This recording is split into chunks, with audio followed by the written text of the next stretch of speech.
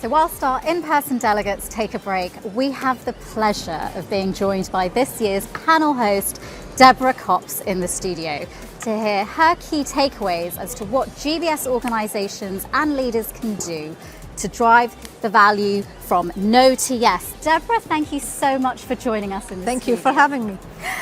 Fantastic plenary panel. Thank you very much. So you talked about the levers from moving from no to yes. You talked about org structure, capability, taking risks. What, in your opinion, is the most impactful of those levers? I think it's leadership. When a leader is unafraid, able to take risks, able to do things differently, to challenge his or her team, then there's a great chance to move to yes. Nice. And we heard a lot of good stories and experiences from your panel. Great stories. Just like practically, what was the best advice you heard today?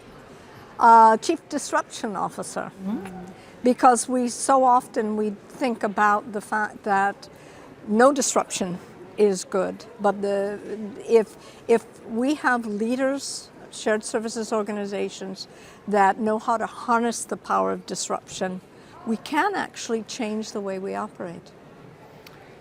And in the discussion of incremental versus radical change, there was this, a bit careful, let's not break what's working. Were you hoping for more radical suggestions? I actually wasn't. I don't believe, look, the model in and of itself is a radical model.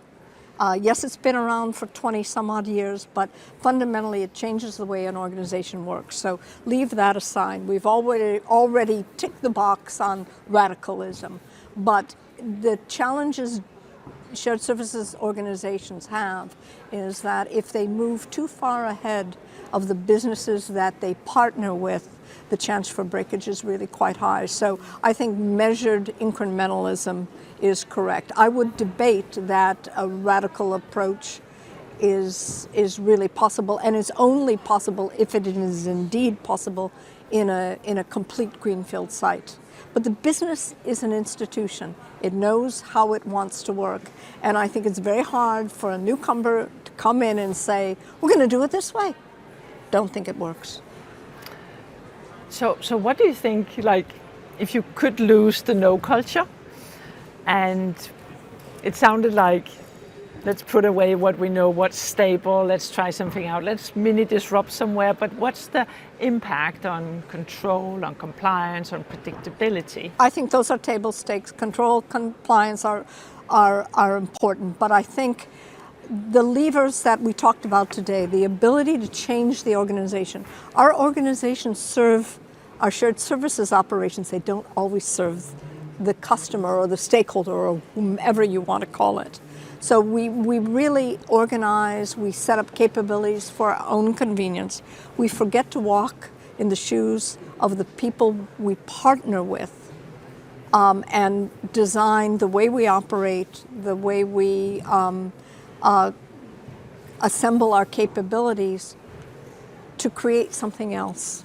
We've got to stop thinking about ourselves and start thinking on a broader basis about the business and change our target operating models. I see this time and time again. We look at what another shared services organization does. We call it best practice. We might admire them, and we try to do the same thing. But that doesn't take into account the organizations that we work with or work within. And that's a really interesting point, Deborah, because you talked about leadership, you talked about the Chief Disruption Officer, you're now talking about the organization, proximity and intimacy. How important do you think GBS experience is for our GBS leaders? Well, I think as the panel said today, experience, if you miss a number, but the receiver of the service or the partner feels good about it, you've got a lot of air cover. Let's call it what it is. I'm starting to think that we need to learn how to design for experience and not for efficiency. Having said that, if the experience is correct, the efficiency and the effectiveness will be part of that. So for example, frictionless transactions, which are a cornerstone of the way shared services organizations operate. If we think about the experience, what we want our users to feel when they interact with us, and we look at all the things we have to be in place, we're going to get to efficiency and effectiveness first, but we forget about the customer in the way we operate. I think it's just natural, because we still set up an us and them. And I think the panel illustrated that today. So do you fundamentally believe that it's becoming more important to provide that experience than to work with productivity? I think that when you look, there's a lot of GBS or shared services organizations are designed, they're implemented, and they're often taken apart. And the bigger they are, sometimes the faster they're taken apart. And I think when I see organizations that are deconstructed, it's because we forgot about the receiver of the service, and we were focusing on big shiny new toys, but we forgot that there are certain table stakes, controls, compliance, sustainability that have to be in place. Otherwise, we have no license to operate. But I think that experience is critical, not only from a design standpoint, but it's also critical to make sure that our customers either feel good, or if not feel good, understand. Not everyone's going to feel good about what shared services deliver, but if they understand the challenges, the opportunities, and their role in making shared services work. And I guess just to follow up on that point, Suzanne, I think you touched upon it, they've hired hospitality experts into their GBS organizations to really bring alive that experience. I think one of the tensions that I see with a lot of my clients is how to even get that funding, right? Because the outcome is so qualitative. It's so difficult to define the business case in investing in that as a capability for your organization. What do you think GBS organizations can do to really better articulate that? Many organizations don't know how to put together a business case. Okay, think about experience. We're talking about putting in experience layers, and what we tend to do is portray it as a sexy new portal. Well, there are very few CFOs who are going to invest in sexy new portals across GBS or shared services. I think that when we learn how to develop business cases that show streams of value, it will move the dial. I've also seen organizations that have done a very good job in saying, if I do this, I get to claw back certain investment. But if you remember my no chart, the last no was investment, no investment. And that's a challenge for organizations. When you position yourself as a creator of cost benefit, it's very hard to make the business case for investment. Just is. So talking about investment and talking about investing in new skills and capabilities, is it possible to retrain, reskill, have new management principles in place, or do we need to hire a new bunch of people? Well, I think the biggest challenge we have is that when we look at our organizations, we just keep recycling the same job descriptions, and we don't look at the capabilities that we need now. That's the lazy man or woman's way out. It's time to think about, if I want to go to X, what capabilities do I need? And what does my organization have today? What don't they have today? And how am I going to change it? It's a design exercise, but we're lazy. And what do? We take out Sue's old job description and put it out in the marketplace and try to hire the exact same person. The world doesn't stop. Why should the capabilities that we embed in a shared services not change too? Deborah, fascinating. Thank you so much for this. Thank you for having me. So I cannot wait to reconvene next year and see how these GBS leaders have gone about challenging the status quo. Now, whether you're joining us virtually or in person, it's great to add Copenhagen to our GBS destination list. And someone who knows it very well is our country host, Jens Sonnekær. Now let's hear from him now.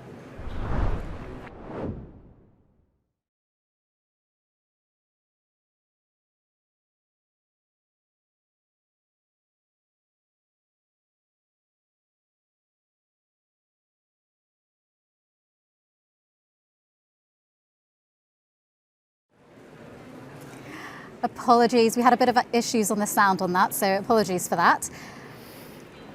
However, we are now joined in the studio with our Chief Economist, Ian Stewart, and our Spanish Chief Economist, Ana Aguilar. Welcome to the studio. Thank you. Excellent discussion. We've got lots of questions, absolutely. I think my first question to you both is, what do you think GBS's role is in an increasingly volatile economy? Oh, that's a big question. You didn't give us any notice of that. Sorry. Okay, so one of the things that Anna and I were talking about was globalization. And the way I think about GBS is that it's one of the massive trends in the global economy in the last 40 years, which is a symptom of rapid globalization. So the outsourcing of services. So I think a lot of things we talked about in terms of a rather more contested world in terms of globalization is relevant to this audience, because I think the growth in shared services has coincided with this extraordinary and not to be repeated period of hyper-globalization. So I think that we're in a different world. Yes, and just expanding on that, one of the things that we mentioned during our talk was the need for flexibility and for being agile. And I think it helps with that, with being agile in these uncertain times. It helps with not having to take decisions that tie you, forever. So I think the flexibility point and agility point is very relevant here as well. Actually, sorry, I'm going to add something. Which you mentioned friendshoring. Yes. And I think this is a really interesting point, because one of the arguments about the volatility we've seen in the world is it means everything's going to come back home. And I don't think it means that at all. I think that actually you have strength if you have networks which extend beyond your country. So I think the world we describe is not a world in which everything sort of reverts to a kind of nation. It's actually, it's more resilient, in which friendshoring, for instance, plays a bigger role. Indeed. And on the topic of friendshoring, because I also noted that you discussed it, I mean, we definitely saw some of the organizations we work with, they, maybe not national, but at least they preferred some sort of known, not to discuss Brexit, but just even in our own kind of proximity.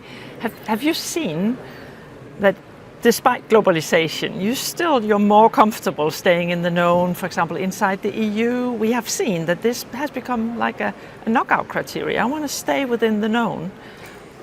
I mean, I would think that that's always been a criteria. I mean, in the sense that among your choices, to the extent that it can be somewhere that you know better or where there is some degree of cultural connection, that certainly has got points. But I think that's not enough to take us to places that would not be competitive enough, that would not be, a big enough market, for example. So it continues to be relevant, but it's not the only criteria, I would think. Yeah. Definitely not, and I would assume that also mitigating geopolitical risk has become an even more important criteria. Absolutely. But how do we become better at predicting where it's safe to go? Do we know in it? Can you hide from geopolitical impact at all?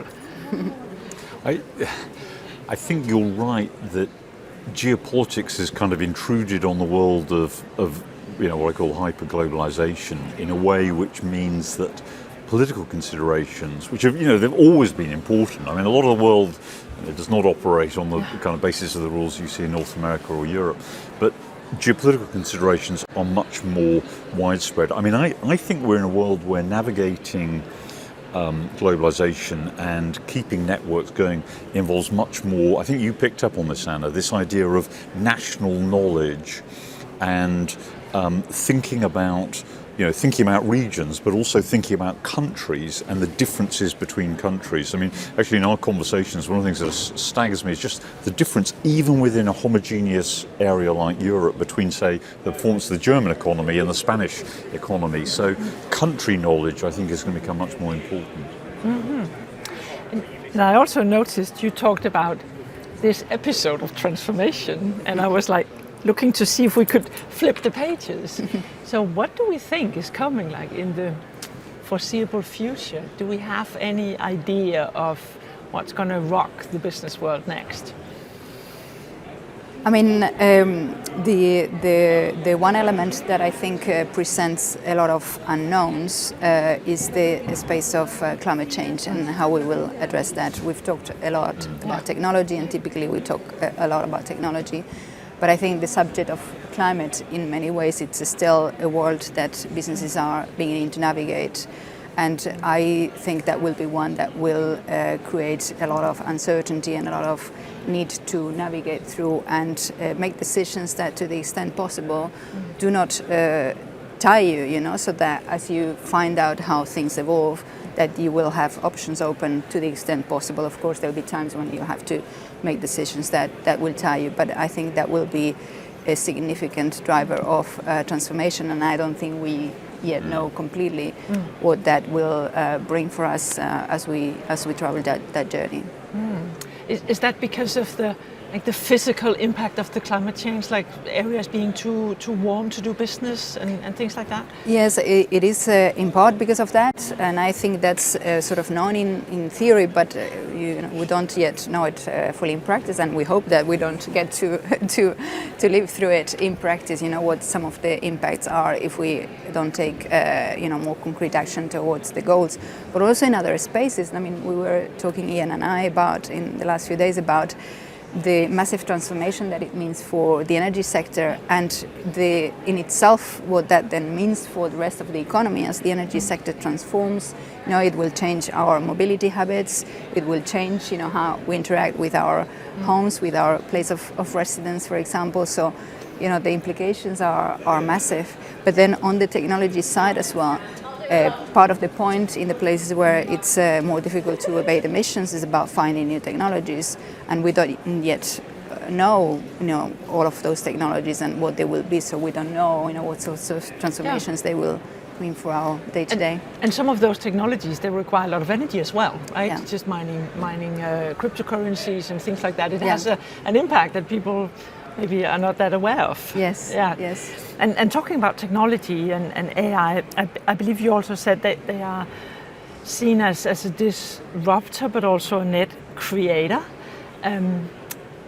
But will that be with regional preferences, where some areas might not get access to that net creation of jobs? Mm-hmm. Mm-hmm. This is a very relevant point, actually. The fact that when we look at things as economists and as macroeconomists particularly, we tend to look at the bigger picture. Yeah. We're talking also about this, but of course there will be times when there is friction during that process of going from one world to another world, and the geographic dimension I think is very interesting, because when we go down to the local community level, sometimes we have communities that have evolved around certain types of activities, and of course certain activities will transition. So there again, what we mentioned about the role that upskilling, reskilling, anticipation have, I think is really of critical importance. Fantastic. Well, thank you so much for that. That was incredibly insightful, and I think there's a lot for us to really consider there. Thank you both. So a quick 10-minute break now for us in the studio before we tune back into the plenary stage.